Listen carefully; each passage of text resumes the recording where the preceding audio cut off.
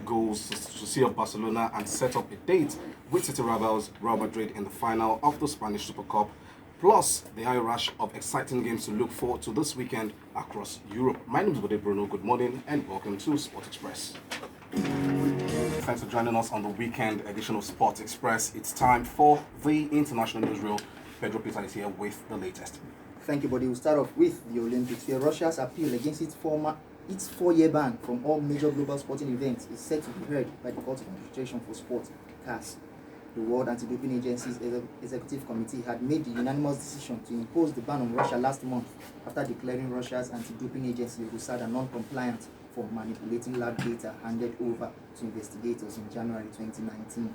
The final decision on the punishment now rests with CAS, whose ruling on the matter would be binding. Elsewhere, the International Olympic Committee (IOC) has published guidelines specifying what type of athlete protest that will not be allowed at the Tokyo 2020 Olympics. They include not taking a knee at the Games, no hand gestures with political meaning, and no disrespect at medal ceremonies. To tennis, top seed Serena Williams powered into the semi-finals of the Auckland Classics in New Zealand following a straight-set win over Laura Sigmund of Germany. The 38-year-old American overcame windy conditions to beat Sigmund 6-4, 6-3, and she will take on either fellow compatriot Amanda Anisimova or Canada's Eugenie Bouchard in the last four. Meanwhile, Petra Kvitova of the Czech Republic and Madison Keys of the USA both progressed to the semi-finals with the Brisbane International following straight-set wins over American duo Jennifer Brady and Danielle Collins, respectively. Still on tennis, host Australia qualified for the semi-finals of the ATP Cup after defeating Great Britain 2-1 in a nail-biting contest on Thursday.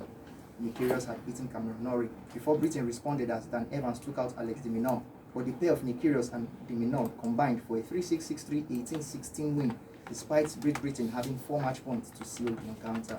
Elsewhere, Novak Djokovic came through a stiff challenge from Denis Shapovalov to help Serbia advance to the semi-finals of the ATP Cup, where they will face Russia. Thank you very much, Pedro. We head straight to the NBA right now, but Oguntoye is here for that. For a moment, I thought he had gone AWOL. But quickly a look at the results from early hours of the morning. Cleveland Cavaliers 115-112 over Detroit Pistons. Tristan Thompson had 35 points, 14 rebounds for the Cavs. And for Oklahoma City Thunder, they defeated Houston Rockets 113-92. Danilo Gallinari, 23 points, 11 rebounds for OKC. Russell Westbrook, 34 points for the Rockets, but that wasn't enough. For the Timberwolves, 116-102 over Portland Trail Blazers. Andrew Wiggins, 23 points for the Timberwolves. And the 76ers beat Boston Celtics 109-98. Josh Richardson, 29 points for the 76ers. And Kemba Walker hits 26 points for the Celtics. 2 games, the Cavaliers over Pistons and Thunder over Rockets. Cavaliers, they've not been playing very, very well. Surprise results? Yeah, well, it is a surprise result. But I think this victory must have come out of the shouting match the coach had with the players after another loss. I think a couple of days ago, he told them that they are still playing like weaklings and wanted them to step it up. And Kevin Love, their best player, he too has supposed to be shouted at his teammates, and we understand that he's officially expressed a desire to leave the franchise. So I think the victory is probably the fallout from all these incidents in the locker room. Mm-hmm. The players are responding, and passengers have to be the team in their way. Thunder over Rockets. I did say here when Rockets defeated the Hawks a couple of days ago that one man can beat five. And once they meet a team that can better execute. I was looking through the stats of that game, Abudi, and James Harden had 17 shots. The entire starting five, the other 3 members of the starting five for Rockets, they all had 16 shots combined the whole game. They played almost 1.5 hours. Meanwhile, James Harden's 17 shots are even less than Westbrook's 28 shots. So if you don't share the ball, of course, but Westbrook was there scorer, but they still recorded an L. So basketball is a team game. True. And I do feel that this will be the making of the Rockets. We wondered here when Westbrook moved to Rockets, how will the 2 of them share the ball? Now we have seen that they're sharing the ball, but they're not playing with anybody else. And there are 2 of them. They can't. I don't think they'll go far in the playoffs if they keep playing like this. 2 men trying to make a forest. Will work. Will it work, yeah? All right, thank you very much, Buddy. A quick break on the show. When we return, we'll head straight into the Nigerian sports scene. Tuned to Sport Express on this lovely Friday morning. Do remember, we are on Twitter at SportVisionNG in case you aren't following us just yet. And of course on YouTube as well. SportVisionNG is our address. Do subscribe in case you haven't done that already. It's time for the Nigerian sports scene. But Oguntoye is here. But let's begin with Samson Siasia, former Super Eagles coach, and we hear his appeal has been set for March 19th. Now, I'm going to leave the appeal on one side. Okay. I'll go to what the FIFA actually accusing him of. Okay. In case you haven't heard it, this it's not a recent one. It's from March 20. It's from 2010, and the story is that there is a soccer agent, the same person that we are accused of colluding with, that the man promised Siasia a job to manage the team in the Australian League. Okay. But that the conditions for managing the job is that Siasia will aid him in fixing matches and work with the players, and that in the email between the two parties, Siasia agreed to these terms. That's the body of work that FIFA are holding on to. But Siasia is saying that the only thing I agreed to in the emails that the FIFA accused him of agreeing to matrix is agreeing terms and conditions on and discussing terms of payment. Now I don't know. I don't know. Of payment. I don't know whether it is that FIFA don't job. understand English, or that the syntax of Nigeria is different from that of Switzerland. But this is what FIFA are saying, and if they have those emails, I'm sure at some point those emails will be made public. I don't think there's any way out for Siasia out of this. But like I said, let's see what the emails contain actually, because this is what FIFA are saying, that Oga 2010. This man said, come and work here. But the club will use that as a betting conduit, and you agreed. So that's it. But March 19, when I'm sure by the time it gets to after that appeal hearing, we will know the full details of what is going on. Probably English isn't our first language, so that could also work in Siasia's favor. I wish I say. Remember, it's studied in the US, but let's leave that. Okay, let's head over to the NNL right now. But Which is of interest to me. Okay. They went on break December 22. They're supposed to kick off last weekend, and then put out a release saying that the resumption has been postponed indefinitely until they have a meeting with the stakeholders. Remember that before the season kicked off, we had this postponements too. Now it's happened again for the second part of the season, and hey, it's all part of the challenges of organizing sports in Nigeria. When the dates are not certain, sponsors will not show up, because everything has got to be planned down to detail. When they are sure, when they'll get their ROI, they will show up. So I'm just appealing to all those in charge of our sports. This is part of the reasons why we are not getting sponsorships, because we are not consistent with our timing. Nigerian time will not work. African time will not work. It's got to be world timing, which everybody understands. Okay, and surprise, this season it seems the NPFL are spot on with their timing. They are 10 games to look forward to this weekend. Wiki Tourist welcome Sunshine Stars. Aqua United are away at Plateau United. It's Nasarawa United versus Rangers. Lobby Stars host MFM. Kwara United versus Castina United. Eimba are away at Kano Pillars. It's Jigawa Golden Stars versus Adamawa United. Ifeanyi host Warri Wolves. Heartland versus Abia Warriors, and Dakada FC versus Rivers United. This should be an exciting one. It will be. Dakada have proved to be not the pushovers we thought they would be. Rivers United are playing well. I'm also looking at Rangers here at Nasarawa. I keep my eye on Rangers as long as they're bottom of the table, because every game they play, it's like a cup final.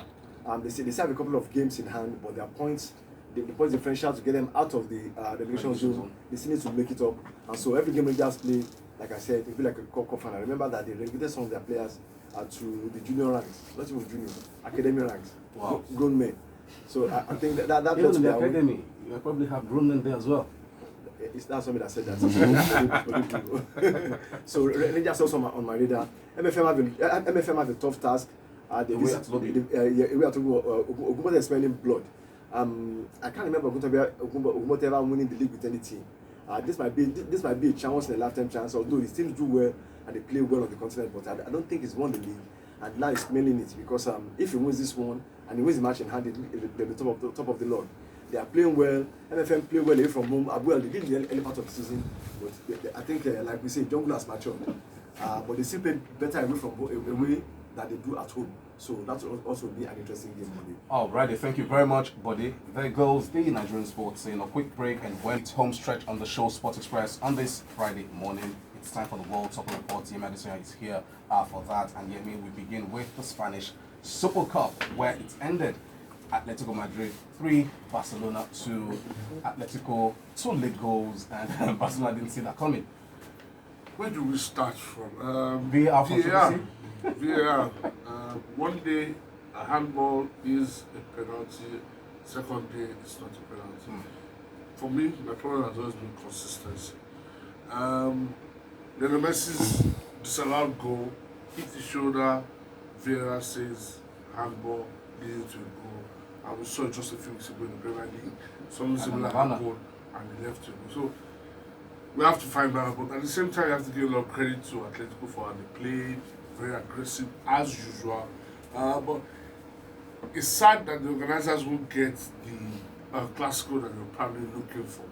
But they get the benefit of the Madrid derby in Saudi Arabia, which you can expect and you can be sure that will be as keenly contested as the Clasico. Okay, let's head over to the weekend games across Europe. Let's begin in France. The fixtures this weekend, Rennes welcome Marseille, Montpellier away at Amiens, Bordeaux versus Lyon, Dijon welcome Lille, and the big one, PSG versus Monaco. Can we actually call this the big one? Maybe a few years ago, yes. PSG have won 6 of the last 6 against Monaco, so And we'll be sitting against Saint-Etienne. I just expect that to have another Stroke. stroke. And in the La Liga, in the Syria rather, Roma hosts Juventus, Inter Milan versus Atalanta, Lazio, Napoli, Cagliari, welcome Milan, and Udinese versus Sassuolo. Syria is league to watch this weekend. 3 really big games. Roma at home to Juve. Roma lost their last game at home to Torino. Interestingly, they're now playing in the Lazio from Turin. Juventus tied at the top against Inter. Scored 4 against Cagliari in midweek, so expect Juventus to go there and get the result. But Roma, they're a team that's growing. Young side, growing into the league, but I expect Juve with their overall quality to get better of Roma. Inter Atalanta, wow. If you're looking for goals, this is the game to watch. Both teams will score. However, Atalanta haven't defeated Inter at home since I think March 2014. They also have suffered they've not scored in 3 of their last 5 games at Sassuolo against Inter. But this is an Inter side that are also in very good form. And growing confidence as well. Can Atalanta score 5 against another Milan side? Well, we have to wait and see. Back-to-back 5 near wins for Atalanta. Inter, probably the best striking duo up front in Lukaku and Lautaro. I think this might end in a draw actually. I think both teams are evenly balanced. The only advantage Inter have has to be their defense. But overall, be a great game with a lot of goals. Lazio Napoli, 9 straight wins for Lazio. Looking really good with Ciro Immobile, who's and with some penalties as well.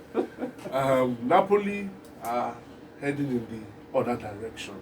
Under Gennaro Gattuso is a team looking to explode, not implode, but explode. Explode into tatters because a lot of people will leave anytime from now in the summer. Expect Lazio to win that one because they really look comfortable and confident. So expect Lazio to win according to their good rise at the top of the Serie. And finally, to the Premier League, some of the games to look forward to this weekend. Chelsea host Burnley, Norwich head to Old Trafford to face Manchester United. Aston Villa versus Manchester City, Palace versus Arsenal. But the big one has to be Tottenham Hotspur, who welcome leaders Liverpool, and the news that Harry Kane is out until April. Yemi? I don't know where the goals will come from. From Son, probably. Son is also just trying to get into the groove. New manager and all that. 1 win in 5 for Spurs. Struggled lately.